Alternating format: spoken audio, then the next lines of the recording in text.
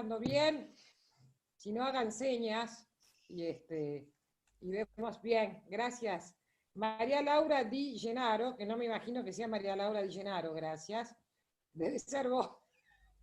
Pero dice María Laura Di Gennaro, pero bueno, está bien, muchas gracias. Bueno, buenas tardes a todos, bienvenidos a este encuentro, un encuentro realmente importante, un encuentro que nos guía a la hermandad. Y como guía a la hermandad latinoamericana, este encuentro denominado Concepto y Sentido de la Hispanidad, les decía yo a los conferencistas hace unos minutos, que en este momento es sumamente importante, ya que así como nuestros abuelos llegaron de España o de Italia o de Alemania o de otros lugares, hoy nuestros hermanos latinoamericanos están llegando a nuestro país, con lo cual este encuentro cobra más importancia todavía. Conocer el concepto y el sentido de la hispanidad dado por profesionales de las características que hoy tenemos, la verdad es que le da una importancia muchísimo más grande.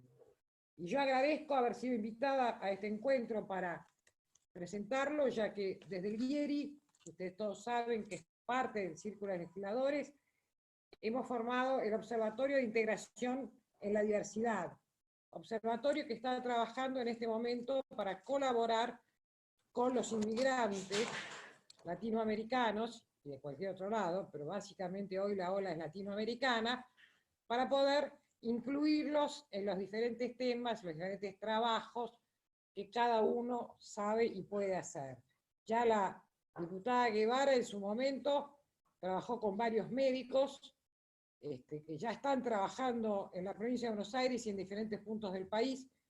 Por lo tanto, entendemos que este observatorio es sumamente importante para el Círculo de Legisladores. Por lo tanto, le agradezco muchísimo a mi querido amigo, el diputado Alberto Allende Iriarte, que además es vicepresidente del Círculo de Legisladores, que además es presidente de la Academia de Historia, que me ha dejado participar en esto. Yo le voy a dar la palabra a Alberto Allende Iriarte y luego voy a presentar a nuestros oradores. Alberto, por favor, si podés dar la bienvenida.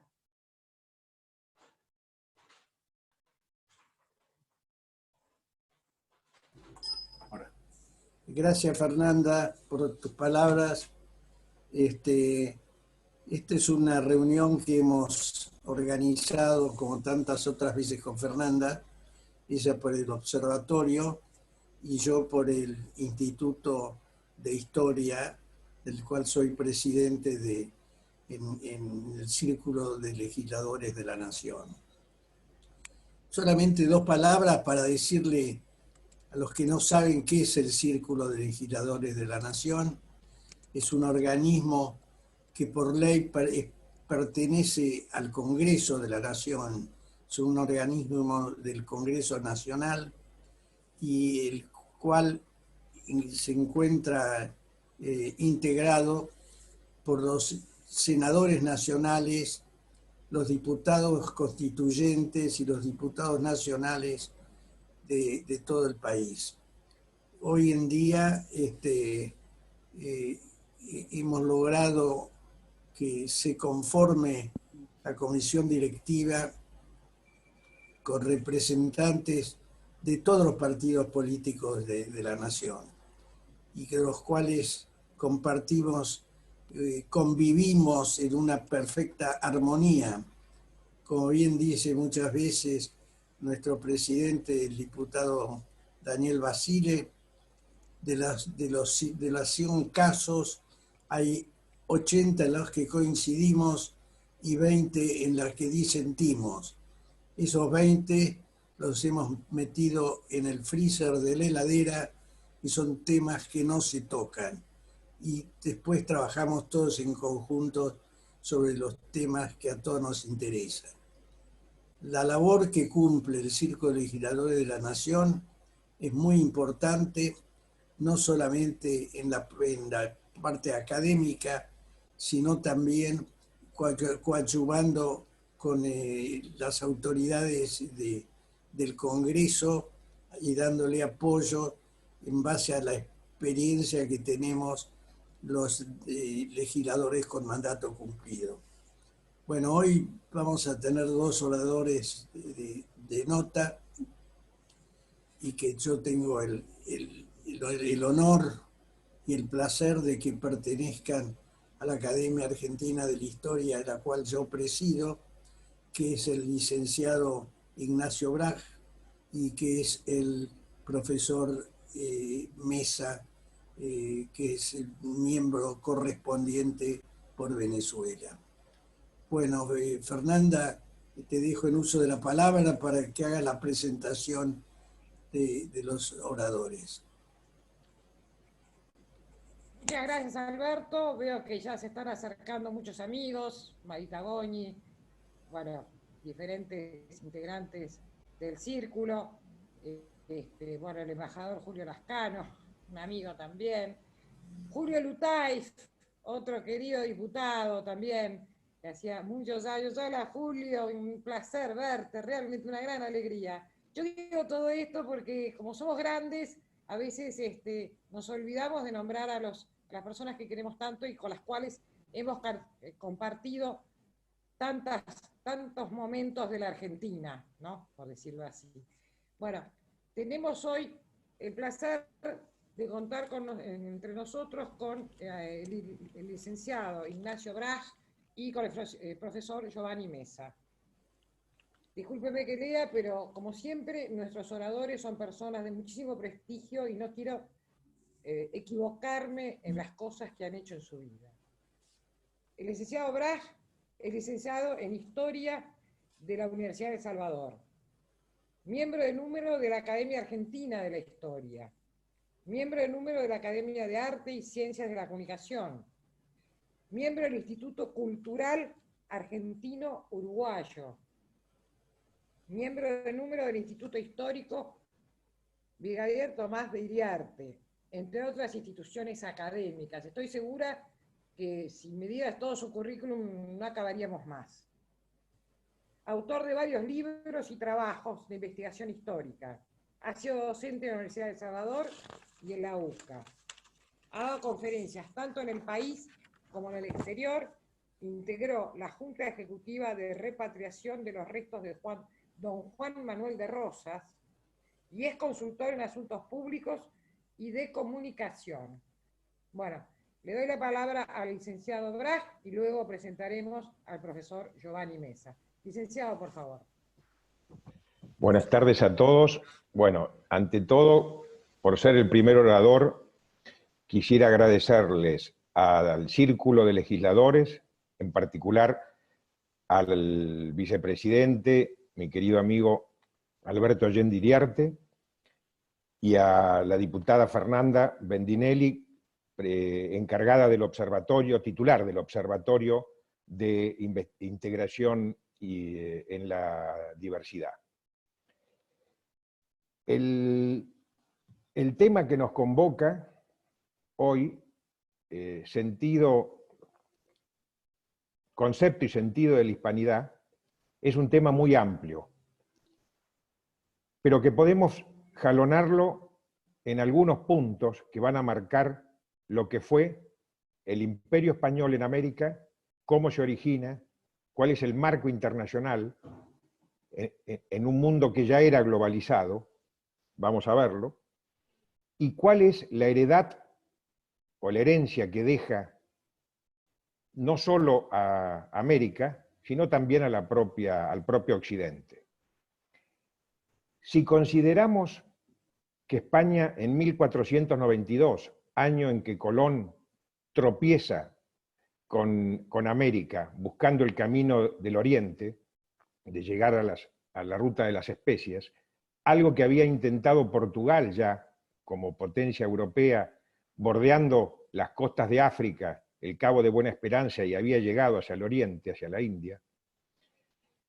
España hay que conceptuarlo en tiempo y espacio. En 1492 quizá pueda ser considerado el primer Estado, no con el concepto de Estado-nación posterior de la modernidad, pero sí el primer Estado que logra, con la conquista del último reino moro, el reino de Taifa de Granada, logra la unidad, bajo la corona de Castilla y de Aragón. Esto que va a marcar una situación en que se encontraba Europa, que como bien lo señala un historiador mexicano, García Baizán, que dice que si no hubiera sido España, Rubial García, perdón, si no hubiera sido España la que tropezara con América, hubiera sido otra potencia europea. Pero la que en mejores condiciones va a estar para estos años es Castilla, León y el Reino de Aragón. ¿Por qué? Al momento de la descendencia de los reyes católicos, Isabel y Fernando, va a ser su nieto, Carlos V, nacido en Gante, en Flandes, que no hablaba el castellano, pero que va a heredar por parte de su abuelo, Maximiliano de Austria, nada menos que el Imperio Romano-Germánico. Por su madre, Juana, que va a cogobernar con él muy poco tiempo, va a heredar justamente los reinados de Castilla, Aragón, León, Navarra, Granada, los territorios que tenía Aragón ya en el reino de Sicilia, el reino de Cerdeña, el reino de Nápoles, Flandes, el ducado de Borgoña y todo el territorio que había sido a partir de Cristóbal Colón, ya a 1521, ya en tierra firme, es decir, con Colón se llega a las islas, al Caribe, pero va a ser cuando se llegue Soto, los conquistadores, Soto en Norteamérica, Cortés en 1521 cuando va a conquistar Tenochtitlán. Esta conformación de este imperio, que tengamos, vale la pena mencionar cuál es la dimensión a esto. Lo que hoy es Sudamérica, Centroamérica y Norteamérica, formaba parte de este imperio español. A su vez, todo lo que he mencionado de los territorios en Europa, más a partir de la primera circunvalación al globo en 1522 por la expedición de Magallanes y Elcano, que tomarán posesión de las Filipinas, es decir, podemos hablar de un imperio global, que es la única potencia que en ese momento está en esas condiciones. Este imperio global, mencionemos solamente en Estados Unidos, algo que hoy se ignora bastante. Lo que hoy es California, Baja California, Alta California, la Florida, Luisiana, Oregón, Texas, Arkansas y algún otro territorio más que me olvido, formaban parte de ese imperio español. Es decir, de una inmensidad, de allí aquella frase que todos conocemos, donde no se ponía el sol. ¿Cuál va a ser el concepto de esta conquista? El concepto va a ser la búsqueda de riquezas, sin lugar a dudas, un concepto mercantil que buscaban todas las potencias europeas, llamémosle europeas, pero en realidad los reinos europeos, pero con la particularidad de que va a tener otros agregados. Es un concepto de búsqueda de riquezas, de llegar al oriente, al camino de las especies, y luego van a tomar conciencia a través de Magallanes, como dije, en 1522, cuando circunvala el globo, y cuando Núñez de Balboa, en 1521, descubre en el Istmo de Panamá que existe el Océano Pacífico. A este concepto de búsqueda de riquezas, sobre todo oro y plata, más las especies, va a venir a su vez imbuido con otros dos elementos. Primero, una expansión territorial, poblacional, de hijos dalgos, segundones, que en la península no tenían posibilidad de acceder a las jerarquías ni a la estructura jurídico-política. Y en tercer término, la idea de la evangelización. ¿Por qué digo esto? En el siglo XV, hablamos de la Reconquista, había dos fe religiosas que tenían un concepto global. Una era el Islam y otro era el catolicismo.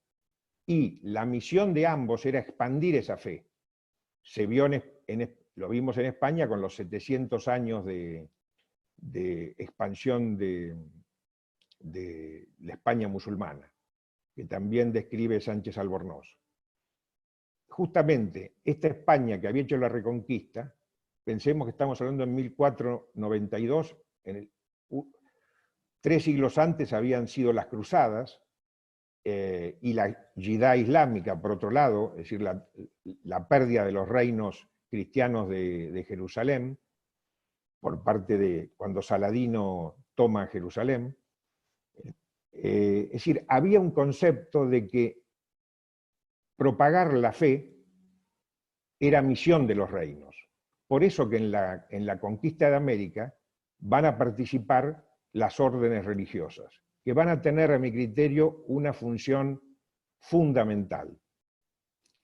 Estas órdenes religiosas, dominicos, franciscanos, mercedarios, jesuitas, van a tener no solo una participación muy activa en el desarrollo de la evangelización, porque convengamos que los pueblos indígenas y los pueblos naturales, como se los llamaba, eran de una diversidad enorme. Es decir, pensemos qué tenía que ver un comanche o un apache de California, además tribus que se odiaban entre sí, con un araucano, un tehuelche, un guaycurú del acuífero guaraní o un inca. Muy poco. Hablaban distintas lenguas, tenían distintas culturas, distintos dioses, una religiosidad diferente. Unos eran animistas, otros, como los mexicas, adoraban a dioses antropofágicos. Es decir, era un mundo diverso, no era un mundo único. La evangelización, que es la propagación de la fe cristiana, obviamente, como todo proceso de conquista, no podemos hablar, cosa que va a tratar Giovanni a continuación, ni de leyendas rosas ni de leyendas negras. Es decir, hay que tratar con la verdad y la objetividad histórica. Pero hay un hecho que va a diferenciar. Hemos tenido en la historia de la humanidad, antes de la conquista de América por parte de Castilla y León, hemos tenido muchos imperios. Alejandro Magno, Gengis Khan, y el Imperio Romano. Quizá este sea el único que podríamos darle un grado de equiparación de una idea de imperio global, a través del Mare Nostrum, ¿no? Es decir, todo lo que rodeaba al Mediterráneo y expandiéndose hasta el norte y hacia el este. Con Alejandro Magno también sucederá algo similar. Esos imperios, como el romano, como el español, se van a diferenciar claramente de lo que después se va a conocer en la segunda mitad del siglo XIX como los procesos colonialistas. ¿Por qué digo esto? Porque un imperio no es un proceso colonialista, por más que sea un proceso que se inicia de conquista, porque va a trasladar instituciones, una estructura jurídico-política que va a surgir en ese mundo nuevo, y que es, la verdad que es un mundo nuevo, pero no solo para los naturales, también para los peninsulares y los europeos. ¿Por qué digo esto? Aparecerán todas las magistraturas, los virreinatos, las audiencias, los regidores, los visitadores, que era lo que hacían el juicio de residencia las autoridades españolas. Van a aparecer los cabildos que en el caso del Río de la Plata van a mantenerse hasta 1821. Y estructuras jurídico-políticas que serán muy particulares. Pensemos que estamos hablando de un imperio donde el rey Carlos V y Felipe II, aún más cuando se unifica Portugal a ese imperio, o sea que va a incorporar las posesiones en India y en Oriente, ese imperio que tiene en la figura del soberano es decir, el poder más absoluto. Bueno, en las Indias, volvía y mencionaba lo de los cabildos, será famosa aquel concepto que se establece por escrito, que cuando la orden o la disposición que venía de la península no era lo que ellos consideraban concerniente y apto, se sostenía, se reverencia, pero no se acata. Eso se escribía en las actas de los cabildos. Los tenemos en los cabildos de Buenos Aires como en el resto de América. Pero, y acá hago hincapié, vuelvo a hacer hincapié en las órdenes religiosas. ¿Por qué? ¿Cuál fue el choque de esa conquista? Tanto con el imperio mexica, para poner dos ejemplos, como en el imperio inca. Estos dos imperios habían conquistado territorios. Por lo tanto, cuando Hernán Cortés avanza sobre Tenochtitlán, cuenta con la colaboración de otros pueblos indígenas, porque no había un concepto, como mencionamos, de unidad. Es decir, un tlaxcalteca se consideraba tlaxcalteca, un mexica, mexica, un chichimeca, chichimeca. No eran parte de la misma unidad. Por eso la conquista de Tenochtitlán por parte de Cortés la harán 300 españoles y alrededor de 16.000 aborígenes, que justamente son juzgados por los mexicas. Y así se va a dar en distintos periodos de la conquista. La conquista de México no se produce con Cortés, va a durar 100 años más. Y los últimos años, y las zonas del norte, van a ser una conquista prácticamente interétnica, porque van a ser conquistadas ya por otros pueblos aborígenes, muchos de ellos ya habiendo adoptado la fe cristiana, y que van a tener acceso en ese nuevo mundo a los privilegios que, curiosamente, es impensado que lo tuviera un imperio conquistador. ¿En qué sentido? Y acá las órdenes religiosas nuevamente. Las primeras leyes que van a tratar sobre los derechos de los naturales, de los aborígenes, se van a dar, fíjense, estamos hablando de 1514, es decir, muy pocos años después de que Colón llegara a la Española. Es cuando Fernando de Aragón permite el casamiento interétnico, es decir, entre peninsulares e indígenas. Esto se va a ver reforzado por las leyes de Indias y las nuevas leyes de Indias. ¿Esto a instancia de qué? De las protestas que hacen, por ejemplo, el dominico Montesinos, donde saldrán las leyes de Burgos, las primeras leyes nuevas, que es sobre los abusos que se cometían por alguno de los gobernadores en territorio americano. Estas leyes de Indias van a arreglar esa relación entre el poder y el indígena.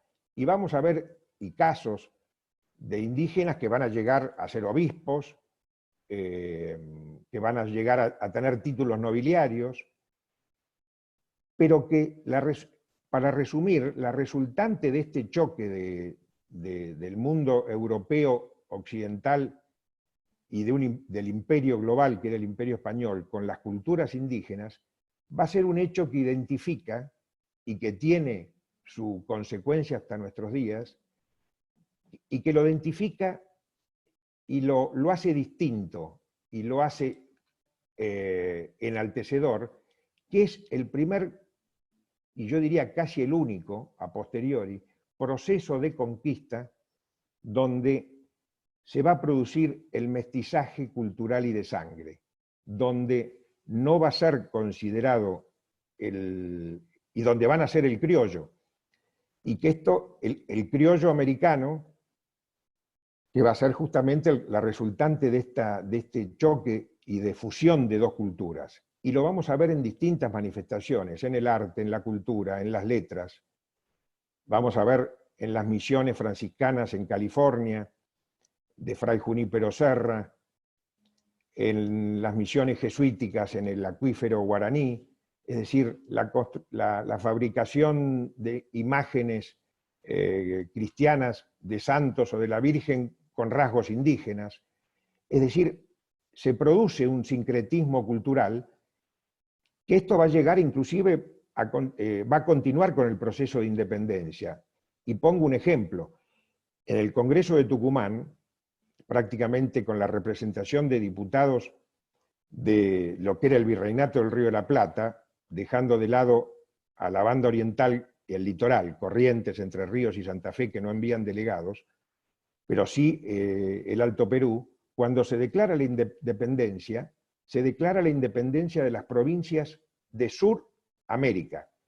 Es decir, había ya en 1816, es decir, una continuidad del sentido de la pertenencia de un mundo y a una cultura en común, que era ese mundo hispano. Hispano digo, hispano-criollo. Era la resultante de este proceso. Y esto se va a mantener porque, convengamos, volviendo un poco y para darle la palabra a Giovanni, ¿qué tenía que ver un apache con un guaycurú del litoral? Muy poco. Lo mismo que tampoco, ya en el periodo de independencia, tenía que ver un hombre de la Puna con un hombre del Río de la Plata, o un hombre del Caribe con un hombre de California. Pero ¿qué los unía? Justamente el proceso de conquista que había llevado a este mestizaje cultural y de sangre y al sentido de pertenencia a una cosmovisión igual, con matices, pero que los había hecho la resultante de ese imperio que durará hasta el proceso de independencia sin demasiadas tensiones durante 300 años. Fijémonos que el imperio inglés en la India estuvo solamente 70 años. Bueno, el imperio español durará en América 300 años y dejará una lengua en común, una fe mayoritaria en común, que después se enriquecerá a fines del siglo XIX con otras corrientes inmigratorias y otras fe religiosas, pero que hace de un continente donde no hay conflictos, o no se ha caracterizado como otros continentes por conflictos religiosos, étnicos, raciales, como sí ha sucedido en otros continentes colonizados como puede ser África. Dicho esto, le dejo la palabra a Giovanni y después, bueno, participaremos en las conclusiones. Muchas gracias a todos. Muchas gracias, Ignacio. O sea que ya la globalización existía hace muchísimos años, no empezó ahora, solo que no existía la tecnología, por lo que has dicho. Vamos a presentar entonces ahora al profesor Giovanni Mesa Dorta. Tiene una amplia experiencia en investigación y docencia en las áreas de sociología, historia y ciencias políticas. Es sociólogo egresado de la Universidad Central de Venezuela, con estudios de doctorado en ciencias sociales en la misma universidad, profesor en la Escuela de Estudios Políticos de la Facultad de Ciencias Jurídicas y Políticas de Venezuela, dicta seminarios en la Escuela de Filosofía de la Facultad de Humanidades de Venezuela también. Es profesor de seminarios en el área de posgrado, Facultad de Derecho y Ciencias Jurídicas de la Universidad de El Salvador en Buenos Aires.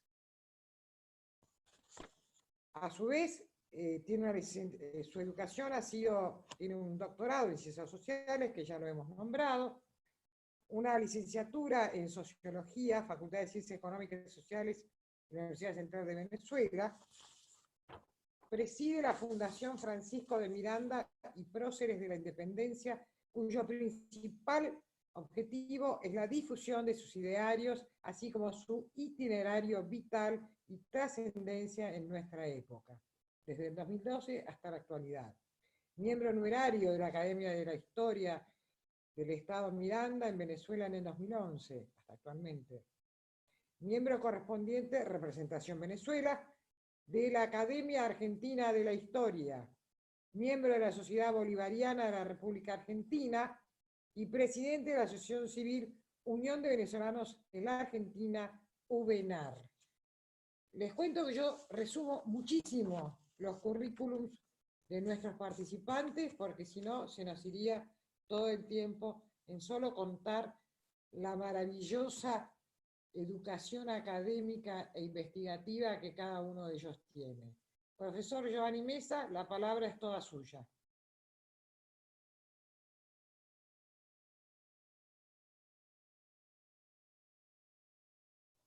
Profesor Mesa, tiene que desmutearse, o por favor si lo pueden desmutear. Ahí está. ¿Ahora ya?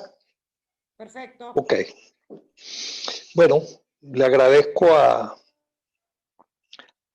la diputada Fernanda Bendinelli y al doctor Allende y a toda la directiva del Círculo por brindarnos esta oportunidad para atender a un tema tan interesante. Fernanda terminaba diciendo que ya existía la globalización.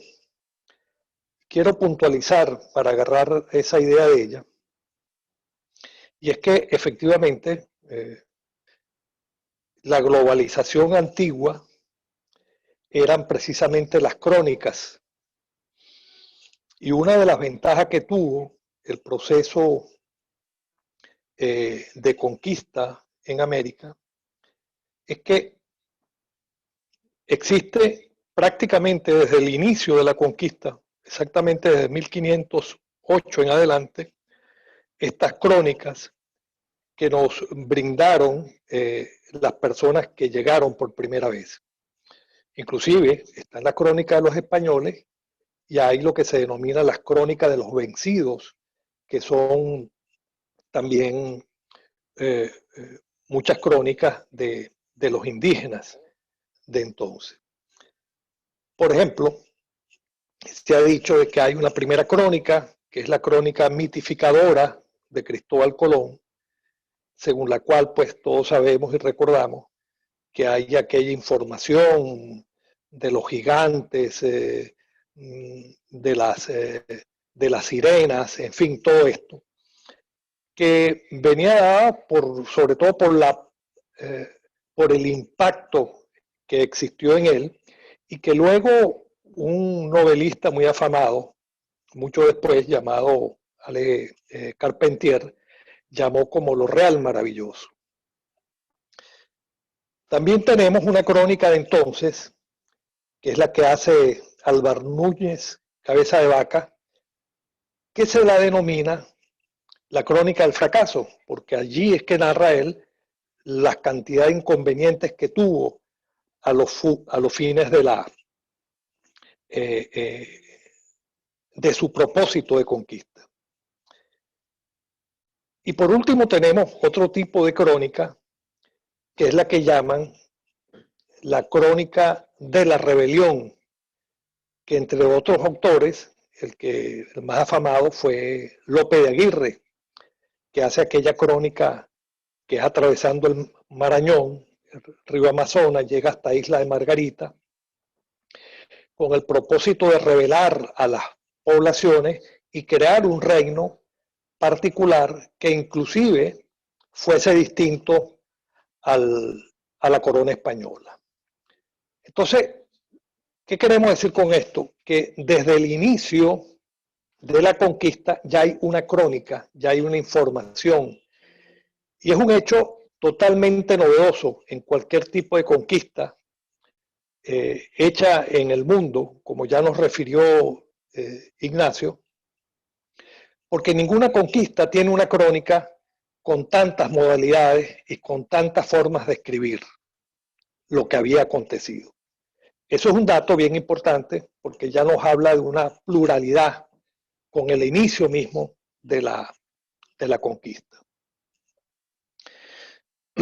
Nos toca también, quería referir algo a lo que se ha dicho mucho y particularmente a lo que se denomina la leyenda negra, procedimiento por medio del cual se dice que todo lo que hizo la conquista española fue solamente mutilación, saqueo, inclusive hay algunos que hablan de genocidio.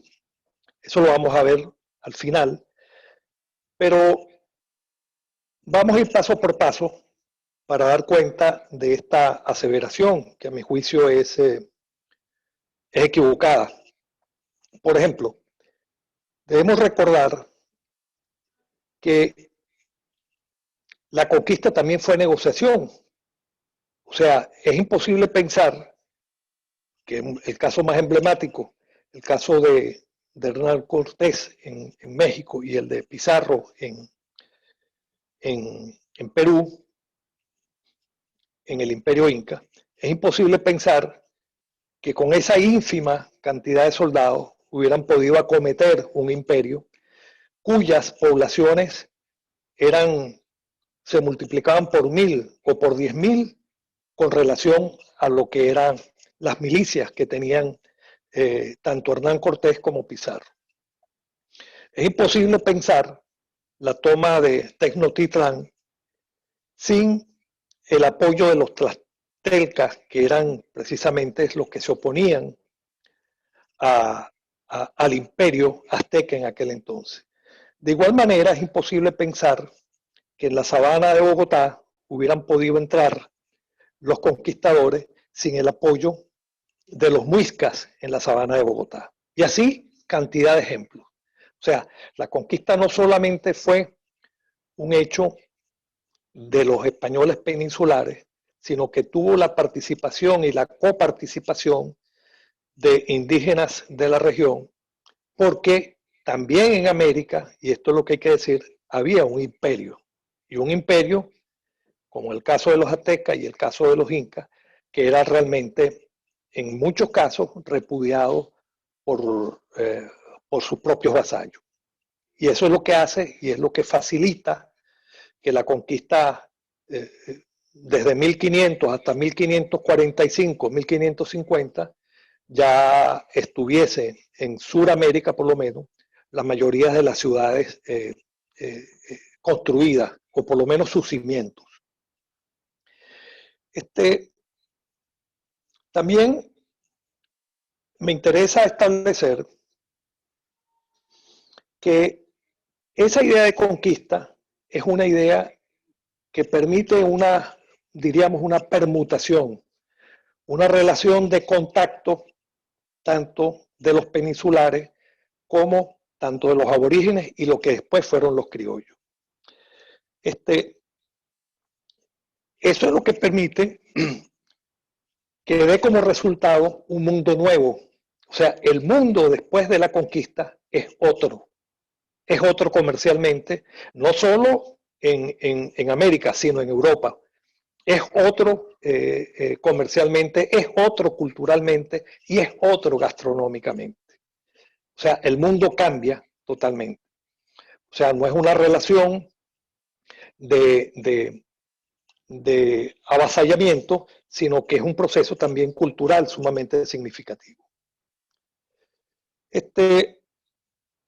Por supuesto, un poco ya adelantó Ignacio algo, pero que es importante recalcar sobre la configuración cultural y teológica de la conquista. Recordemos que cuando se hace la conquista, prácticamente se establece el protestantismo luterano en 1516. Y que cuando se establece la conquista, precisamente los peninsulares que llegan habían tenido por lo menos 700 años de luchas y de procesos de reconquista en España contra los moros. Y precisamente por lo que estamos hablando de la Reforma Protestante, los españoles que vienen acá creen que se encuentran es con judíos, con moros o con infieles, creen que se encuentran con herejes. Y fue rápidamente las leyes de India, los propios misioneros, que le indican a la corona española en los primeros años después de conquista que no, que aquí no hay judíos, que aquí no hay moros, que aquí no hay infieles. Y es lo que permite el gran debate en España sobre la cualidad de lo que debe ser la conquista y la cualidad humana de las personas que aquí se encuentran. Ese debate es sumamente interesante, al cual nos vamos a referir también un poco más adelante, porque resignifica la relación humana tanto de los peninsulares como de lo que luego fueron los criollos y de los indígenas de entonces. Dentro de estos aspectos que estamos hablando, que es lo que hemos referido como una situación cultural que va no solo desde las crónicas que estamos refiriendo, sino también tenemos que tomar en cuenta los aspectos culturales, cómo desde los inicios de la conquista se impone una alfarería indígena, porque las cerámicas que traían los españoles en muchos casos se rompían y en otras no podía atender todo lo que eran las demandas que existían en el Nuevo Mundo. Pero además de eso, debemos recordar que tanto la papa, el tabaco, el cacao, el tomate, la piña, el coco, en fin, la frutilla, todo eso va a España. Y de España, por supuesto, vienen el tamarindo, la sandía, el melón, la mora, la frambuesa y, por supuesto, la vaca, el cerdo y el pollo. Esta relación gastronómica produce también una idea intercultural que se va a aprovechar en todo el ámbito, tanto americano como europeo. Y por supuesto, y al caballo. Otro aspecto que es importante para ya terminar con esta idea de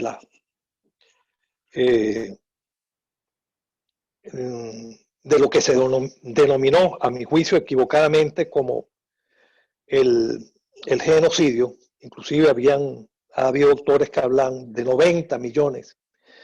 Resulta que aquí en Argentina estuvo un personaje muy, muy afamado, el doctor Ángel Rosenblatt, venezolano también, y aquí publicó infinidad de libros, e inclusive es el primero que hace un estudio estadístico de la población, y él dice que para 1492 la cantidad de aborígenes que había en Sudamérica eran de 13 millones, nunca fueron 90 millones. Y habla que en 1570 de esos millones habían 11 millones. Ese diferencial de 13 y 11 tiene la explicación que él mismo dio posteriormente y que otros estudios han confirmado, que fue fundamentalmente producto de las epidemias que lamentablemente trajeron los españoles y ante la cual los aborígenes no tenían defensa, como es el caso de la viruela, el sarampión, pero que también fue objeto de los españoles a los efectos de la malaria, y eso produjo una reducción considerable en los primeros años. Entonces, con esto queremos definir que la idea ligera de hablar de un genocidio es sencillamente equivocada, y con lo cual tiene demostraciones bien importantes. Por último, me interesa resaltar que esta idea de la conquista produce lo que el filósofo alemán Hegel llamó correctamente un proceso de síntesis. Síntesis en el sentido siguiente, donde hay factores los cuales copian unos de otros y dan como resultado, valga la redundancia, un nuevo resultado. Y esto es lo que permite, sin este proceso de conquista, sin las reelecciones de Francisco de Vitoria, sin las opiniones de Bartolomé de la Casa, no se hubiera producido y no se hubiera inundado el mundo de esta idea tan importante como fue los derechos humanos, que proviene precisamente de la Escuela de Salamanca y que provienen producto del estudio que se hace de esa relación que se dio en la conquista. El llamado debate de Salamanca entre Bartolomé de las Casas y Sepúlveda es lo que define para el mundo que este sector indígena es un sector que puede atribuírsele todos los derechos humanos de los humanos que existen en el mundo, y esto es lo que propone Francisco de Vitoria en sus llamadas reelecciones, y que fue asumido por la corona española, y que el mundo luego pues es tributario de ese aporte teórico de Francisco de Vitoria. Y sin esa opinión de Francisco de Vitoria y otros, como Suárez y compañía, no hubiera sido posible que sobre todo Francisco de Miranda hubiera hablado de Colombia y de Colombella en nombre y a favor de lo que él consideró que fue la magna obra de Colón. Por eso es que Miranda propone, para designar a este territorio hispanoamericano, lo propone con el nombre de Colombia. Su archivo se llama Colombella y así le quedó el nombre a lo que primero se llamó Gran Colombia y que hoy se llama Colombia, república que es nuestra hermana, que está al norte de Sudamérica. De igual manera, todos los procesos de emancipación suramericano no se hubieran producido sin esta idea fundamental de los derechos humanos que ya habríamos señalado. No se hubiera podido producir la disputa por las magistraturas, que es la que reclaman los criollos, cuando ya tenían 5 y 6 generaciones en América, cuando era un sector social totalmente culto y mayoritario con respecto al español peninsular, y es lo que reclaman ellos, que estando aquí dirigiendo todas las operaciones comerciales, exigen también participar en las magistraturas, partiendo del hecho de que de 700 magistraturas que hubo, apenas 16 le fueron otorgadas a los criollos americanos, o como se decía entonces, a los americanos españoles. Y eso es lo que produce ese proceso de independencia. No se puede conocer o no se puede entender sin esta relación tan importante. No se puede entender tampoco que la Constitución de Cádiz inaugura un proceso de república dentro de una monarquía, que es lo que define a la Constitución de Cádiz y es lo que la iguala a las primeras constituciones que se dan en Sudamérica a partir de 1811 en adelante, y que es lo que consolida el proceso de independencia. Concluyo entonces diciendo que lo que produce la conquista es una gran síntesis y da como resultado a esto que hemos denominado el Nuevo Mundo. Bueno, muchas gracias. Muchísimas gracias, profesor. Bueno, ahora le vamos a dar la palabra al licenciado Graj para que haga como un cierre, y luego al profesor Giovanni Mesa, y van a charlar un poquito entre ellos, a ver qué pasa, y luego pasamos a las preguntas, que ya tenemos una muy interesante del embajador Julio Lascano. Perfecto, Fernanda. No, un poco agregando a lo que ha mencionado Giovanni sobre cuál fue la cosmovisión con la cual se encara y desde sectores intelectuales como la Escuela de Salamanca, Francisco de Vitoria, el Padre Mariana, lo vemos a Fray Junípero Serra cuando funda las misiones en California, que hoy no nos deja mentir la toponimia de uno mira California y es San Francisco, Los Ángeles, Santa Mónica, Santa Bárbara, San Juan Capistrano, etcétera, etcétera, etcétera. Es decir, en 1700, unos años antes de morir, en 1773, él escribe, Fray Junípero Serra, por ejemplo, para abonar lo que mencionaba Giovanni, escribe una relación sobre los derechos temporales de los indígenas, que es considerada como una carta de derechos en defensa de los derechos aborígenes. Y hace carta que dirige al virrey de Nueva España y hace renunciar al gobernador de California. Es decir, acá es un poco lo que mencionaba Giovanni, hay una cosmovisión del aborigen diferente a lo que se había tomado, como bien lo señaló, cuando se llega y se encuentra con el europeo encuentra este ser humano americano diferente en distintos espacios y en distintas culturas, y se logra esa legislación, las leyes, como mencioné, las leyes de Burgos de 1512 y las nuevas leyes de Indias, que son en 1542, es decir, han pasado pocos años del arribo de Colón, y ya hay legislación que defiende el hecho de ser súbditos, tan súbditos como un castellano, como un aragonés, como un siciliano, como un habitante de Flandes, al habitante de América. Y fíjense que Felipe II,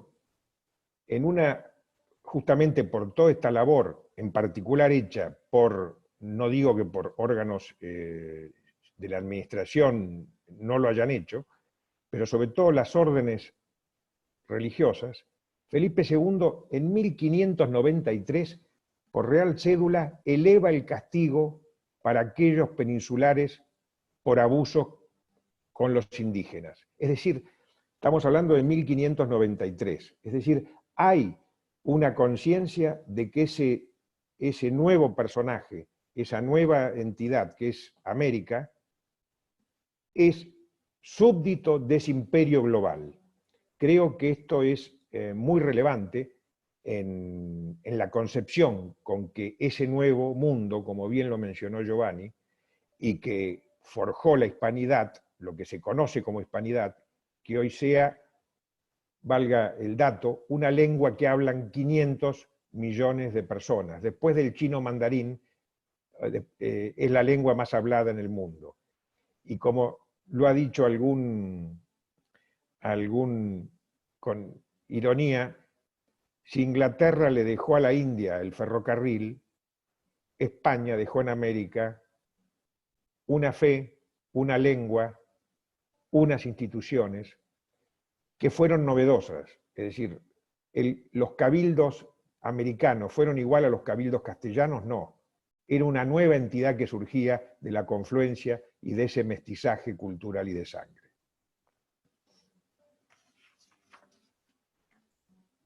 Dejo abierto para si Giovanni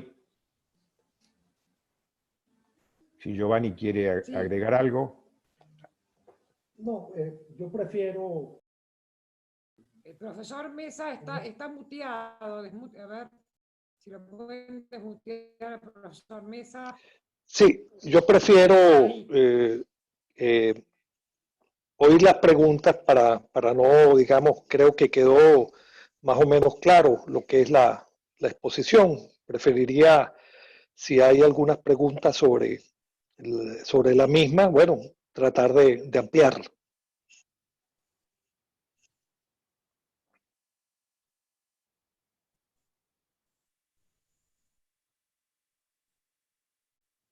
Estamos con un problema, por favor, Ana, porque yo no los estoy escuchando en este momento.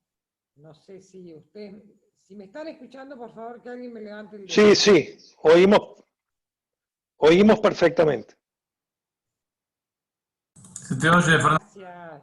Se te oye claramente. Gracias, Julio. Bueno, creo entender que Giovanni decía que prefiere ir a las preguntas. Quiero agradecer la presencia del senador Tell y quiero agradecer la presencia del diputado. Perdón, sí, me levantaste la mano, Giovanni, dime. No, Ok, y quiero agradecer la presencia del diputado Miguel Ángel Jove. Iremos entonces a la primera pregunta. La primera pregunta es del embajador Julio Lascano de Iberia para el licenciado Braj. Y dice así, la voy a leer tal cual porque es muy linda. Estimadísimo Ignacio, ¿cómo ves en esta posmodernidad y con la globalización fracasada del siglo XXI, en tantos sentidos, cómo podríamos recuperar la enseñanza y las ciencias sociales para el estudio de la hispanidad en nuestra historia argentina? Algo que ya poco se difunde como se debería, ¿no? Gracias, embajador Julio Lascano Iberia, te felicito por la exquisita exposición de paso. Bueno, muchas gracias, Julio. Licenciado Un gusto en escucharte y en verte. Creo que podríamos decir, como bien lo señalás, en esta era de posverdad, retrotraernos a un concepto que da Orwell, cuando dice: el concepto de verdad objetiva, es decir, los hechos fueron como fueron, el concepto de verdad objetiva está desapareciendo de nuestro mundo. Las mentiras pasarán a la historia, las mentiras se harán historia, serán como verdades asumidas. ¿Por qué menciono esta frase? A esta leyenda negra que hacía mención Giovanni sobre todo el proceso de conquista, ha surgido en este tiempo de posverdad una nueva o una remozada leyenda negra, que justamente Giovanni hacía clara mención a ese disparate de llamar genocidio a la conquista, porque no es científico ni es una verdad objetiva. Y acá me remito, voy a dar un ejemplo claro. El 12 de octubre fue instaurado en la Argentina como fasto patrio por el presidente Hipólito Yrigoyen en 1917. Tengo el texto acá, pero no vale la pena, extenderme. Pero, ¿por qué lo designa Día de la Raza? ¿Con un concepto racista? ¿Con un concepto de menosprecio hacia la raza, a las razas o a los pueblos aborígenes? O al criollo? Justamente Hipólito Yrigoyen era un criollo que tenía sangre mestiza.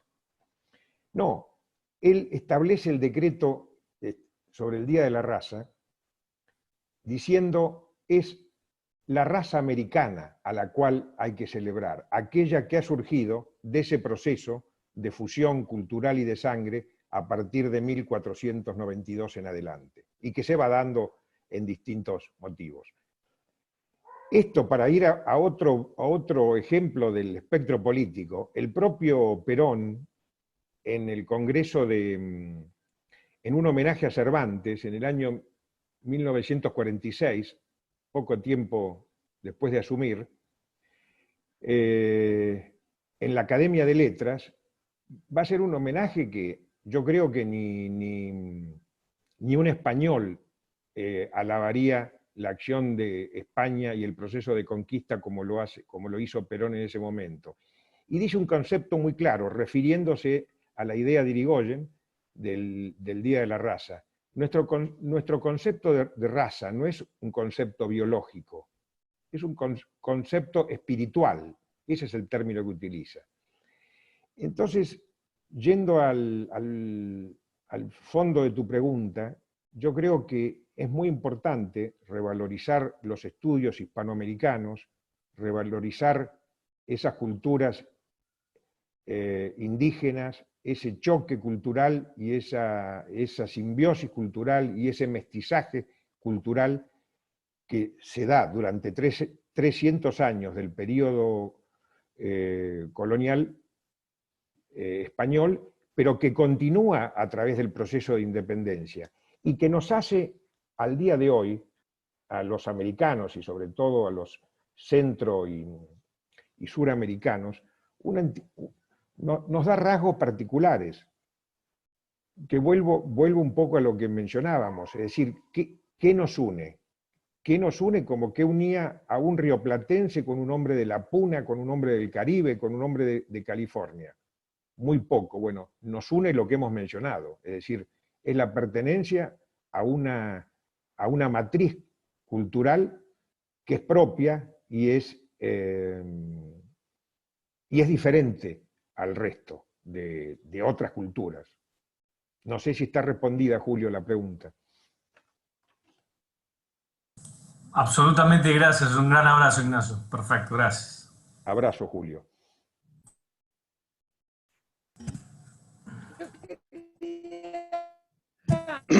Hola. Preguntar, es una pregunta personal. Hola, sí, Giovanni, sí. Sí, sé si quería añadir algo. Sí. Bien. ¿Añado o oigo tu pregunta? No sé. ¿Cómo te parece? Añade. No, ok. No, tú añade y yo le hago luego una pregunta a los dos. Ok. Bueno, esta idea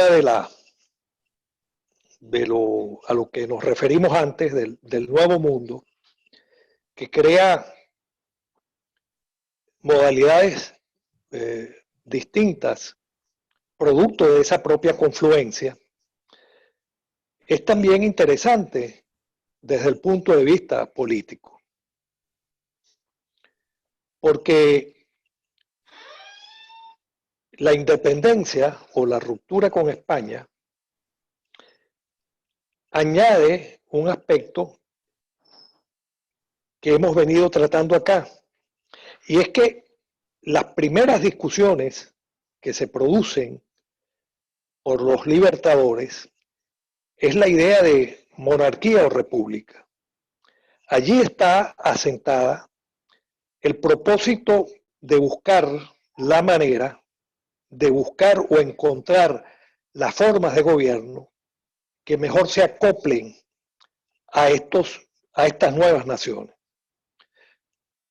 El propio doctor Bernardo Lozier, en su libro sobre las monarquías del Río de la Plata, da una versión bien original y bien característica de cuál era el interés y el propósito de los libertadores. Pero no solo en el Río de la Plata, sino también en Colombia, se produce esa misma discusión. O asumimos una monarquía constitucional o asumimos una república. Y todo esto viene dado por el inmenso peso, tanto cultural como político, que había tenido España en este continente nuevo.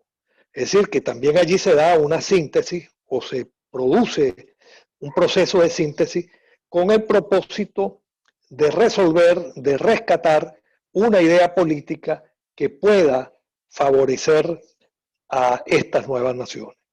Por supuesto, es otra discusión si eso fue importante o no, si eso fue definitivo o no.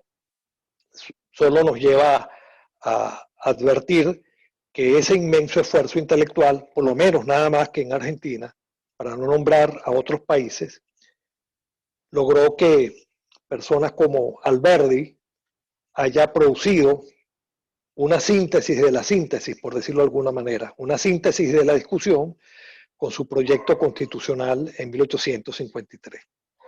Y en Colombia, Miguel Antonio Caro y Antonio Locadio Guzmán y Cecilio Acosta produjeron también procesos constitucionales que reclamaban estas nuevas naciones.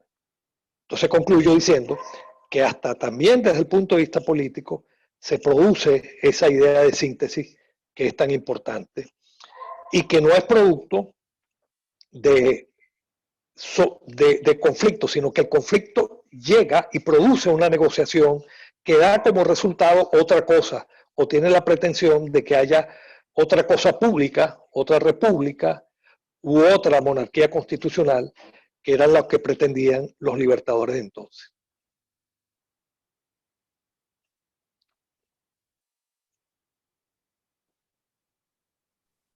Gracias, Giovanni. Quiero leer un comentario. Yo no leo comentarios en general, pero resulta que de golpe vi un montón de gente joven, lo cual me puso muy feliz. Pero leo acá, y me gustaría que nos cuente. Este es un comentario muy lindo, me ponen, de Fabián. Fabián, no te veo porque tengo mala conexión, pero veo que está ahí tu nombre. Que dice: agradezco enormemente la posibilidad de participar con algunos de mis alumnos a esta conferencia, ya que en la materia que dicto, Historia de los Procesos Culturales, una de las unidades trata sobre la hispanidad en América. Realmente es un comentario que yo no hago comentarios generalmente, se los comenté ya antes a los expositores, pero con razón, yo veía tanta gente joven, y muchas gracias, Fabián, por tu comentario. Y qué bueno que dictes historia. Yo soy una profesora de historia frustrada porque no lo soy. Nada más que por eso. La historia. Y yo, dentro de esto, me gustaría preguntarles a Giovanni y a Ignacio la siguiente pregunta. ¿Cuál es la razón, o cuál ven ustedes que es la razón respecto a que Estados Unidos del Norte y Estados Unidos del Sur, que seríamos nosotros, haya tanta diferencia? Esta razón tiene que ver con lo que vos decías, Giovanni, respecto a la hispanidad, respecto a los españoles que llegaron aquí y los ingleses que llegaron a Estados Unidos. ¿Tiene que ver con la religión?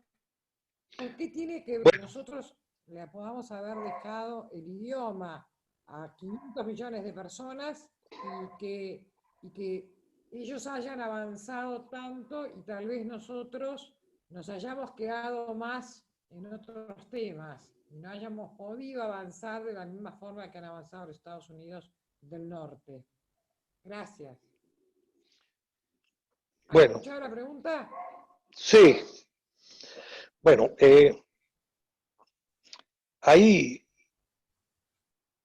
hay muchos, es un tema muy amplio, pero vamos a acotarlo en algunas partes.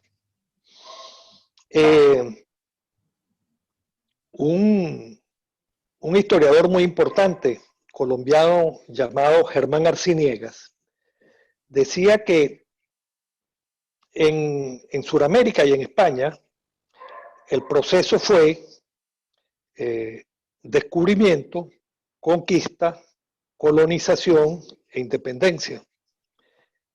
Y él decía que en Estados Unidos fue al contrario, fue independencia, colonización, conquista y descubrimiento. Claro, aquí hay un aspecto político importante que hay que resaltar. Y es que, repito, son muchos, pero hay uno que a mi juicio me llama mucho la atención. Los peregrinos de Mayflower, cuando llegan, en su propia carta proponen la idea de los procesos de autogobierno. Los que llegan a Estados Unidos llegan para independizarse de la forma y las maneras de la corona de donde venían. Y lo establecen, lo escriben y dicen que su idea es crear una forma de gobierno, pero además no solo era una idea, sino que crearon los condados, crearon los juicios de jurado, todo esto previo a la independencia o la declaración de independencia en 1777.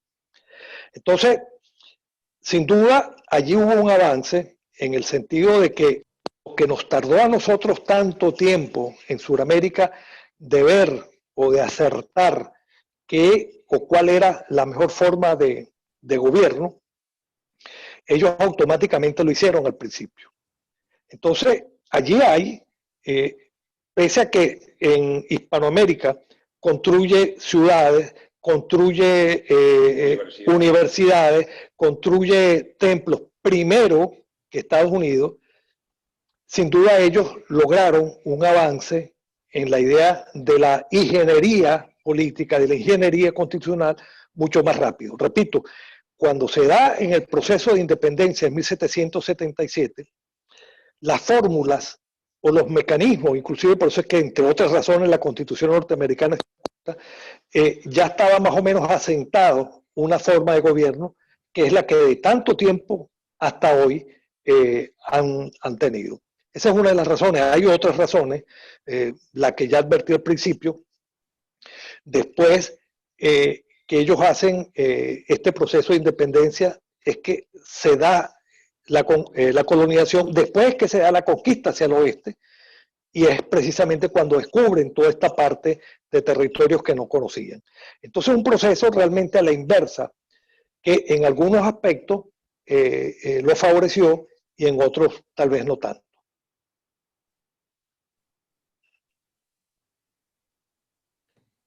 Gracias, Giovanni. Licenciado Braj, su opinión al respecto, ¿quiere agregar algo? Sí, ahí. No sé si me escuchan, porque los veo Ahí, medio complicados. Sí. Ahí te escucho, Fernanda. Ah, No, solamente quería agregar, como mencionaba Giovanni, el proceso fue a la inversa, y cuando llegan los viajeros del Mayflower, muchos de ellos vienen perseguidos, son por la iglesia anglicana en Inglaterra, es decir, son de iglesias presbiterianas, es decir, son minorías, muchos de ellos.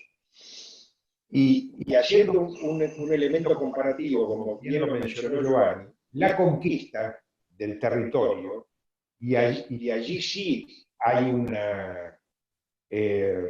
un choque no de colonización cultural, sino de colonización en términos militares y de ocupación del territorio con respecto al aborigen, que es muy entrado ya el siglo XIX, pues, cuando es el avance hacia el oeste. Uno de los, como ejemplo colorido, ¿se escucha? Sí, sí. Uno de los... Perfectamente, ahora sí. Uno de los jefes indígenas del oeste americano que va a atacar las caravanas en la Fiebre del Oro en California, cuando van hacia el oeste, se llamaba Jerónimo. Es decir, había sido bautizado en una misión franciscana. Es decir, no sabemos qué contenido o cuán cristiano era en sus acciones, pero es un ejemplo claro de lo que estamos hablando. Es decir, es un complejo de colonización y de conquista absolutamente diferente, y no van a tener en el norte esa discusión que acá se da, como bien mencionaba Giovanni, en toda América, que es la idea de monarquía constitucional o república, o un sistema federado o un sistema unitario, el sistema de unión federal como propugnaba en su momento Artigas, o las constituciones unitarias en el Río de la Plata del 19 y del 26, o las monarquías constitucionales a la cual era un rotundo defensor Manuel Belgrano, que él quería ese modelo de organización política para el Río de la Plata. Y por eso es que en el Congreso de Tucumán se declara la independencia de las provincias de Sudamérica, pero no se habla de forma de gobierno, porque no había consenso. Es decir, estaban aquellos que querían una república y aquellos que querían una monarquía constitucional o atemperada, como decía Belgrano. Y estaban bastante parejos. Y acá, volviendo al tema inicial, es curioso que los pueblos aborígenes adhirieran más a la idea de la monarquía constitucional o la monarquía temperada que a la república, por un hecho muy simple, es decir, en su cultura, habiendo sido algunos de ellos en el Alto Perú o en el Perú, es decir, parte del imperio incaico, donde la figura del cacique era una figura patriarcal y de autoridad máxima, es decir, como puede haber sido para un peninsular el soberano de España, es decir, se sentían más cerca de un modelo de monarquía constitucional que de un modelo de una república como la concebían algunas cabezas intelectuales. Es decir, por eso es que no se declara la forma de gobierno, sí la independencia. Eso va a llevar muchos años después a las guerras civiles, y bueno, y como bien señalaba Giovanni, en el 53, Alberdi yo creo que es una figura clave en la bisagra, en buscar ese equilibrio entre los valores republicanos con un ejecutivo que tiene elementos de una monarquía atemperada. Nada más, Fernanda, para agregar. Gracias, Ignacio. Acá hay otra pregunta. Cualquiera de los dos puede responderlas, o los dos. Pregunta con un comentario. Dice, el mestizaje es parte crucial, la hace Pablo Coelho, y dice, el mestizaje es parte crucial de la identidad americana, pero hay quienes lo niegan. ¿No creen que el negacionismo de este mestizaje, resignificándolo en un supuesto genocidio, responde a un proyecto político-ideológico que busca fracturar a nuestra sociedad, polarizándola en los más diversos temas? ¿Ustedes creen que es así?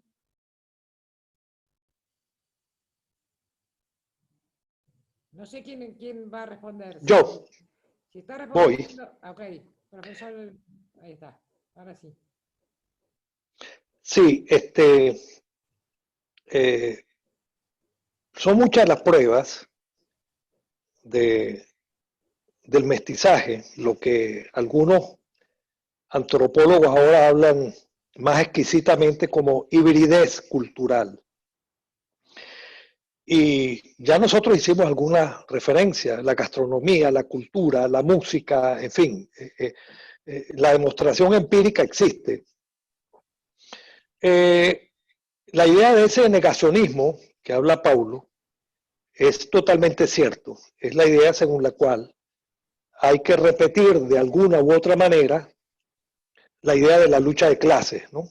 Hay que renovar el conflicto, hay que apagar la posibilidad de negociación, pese a que ya advertimos que inclusive procesos donde en la conquista donde no había prácticamente posibilidad de acordarse porque habían idiomas distintos, recordemos el caso de la Malinche, sin embargo hubo negociación y esa negociación es la que permitió un proceso de hibridez tan importante que nos ha llevado a que más del 60% de la etnia suramericana sea mestiza.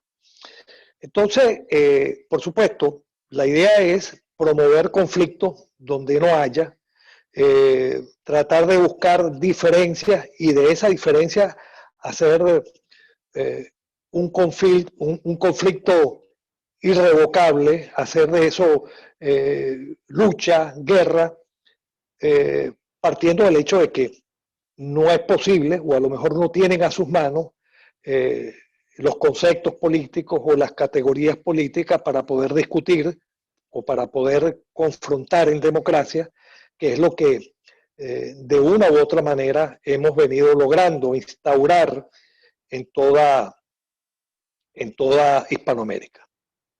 Eso es. Licenciado Braj, ¿alguna Sí. opinión para agregar? Sí, Fernanda. Bueno, un poco completando la respuesta de Giovanni a la pregunta de Pablo, y que también se enlaza con lo que preguntó Julio Lascano. Sin duda que en estos tiempos de posverdad hay una corriente de buscar el conflicto ideológico, reinventarlo en algo donde no existe, y donde la historia fue fundamentando todo lo que hemos mencionado en esta charla. Y voy a ejemplos concretos. cuando se reivindica a Juana Zurduy como la contracara del conquistador que avasalló, que humilló al americano, ¿se escucha? Sí, sí, sí. Se olvida decir que la heroína de la independencia, Juana Zurduy, era mestiza. Es decir, ella misma llevaba en sí mismo esto que estamos hablando de la hispanidad. Estaba casada con Padilla, que era un español criollo, es decir, un español americano, pero era hijo de peninsulares, o sea, pero ella era hija, nada menos que de Azurduy, un vasco, y una natural de América. Entonces, ¿por qué voy con este ejemplo? Porque se busca la sustitución de una figura por otra, cuando en realidad las dos, es decir, la figura de Colón como emblema del inicio de la conquista y la de Juana Zurduy, son parte de un mismo proceso, no son antinomias. Por eso creo que es muy buena la acotación de Pablo en que hay corrientes que buscan, a través de un relato, de una ideologización, recrear un pasado que no existió.